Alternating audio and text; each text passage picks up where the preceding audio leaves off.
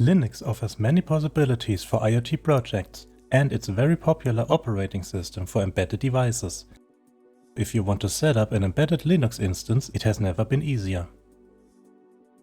Our industrial-grade embedded Linux ELinOS is the right choice to distribute your embedded technologies quick and with a lot of powerful features.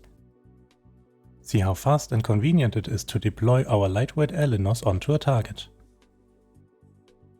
Via the Eclipse-based Codio IDE, you can create a new ELinOS project. Enter a project name and choose ELinOS System Project.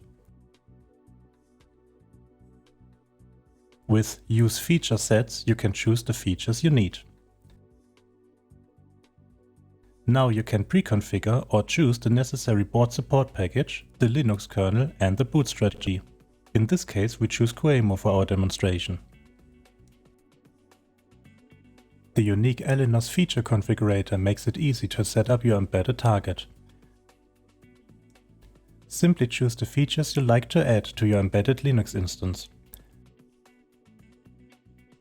With Codio, our integrated and powerful development environment, it is easy to set up an embedded Linux instance and to focus on developing your applications.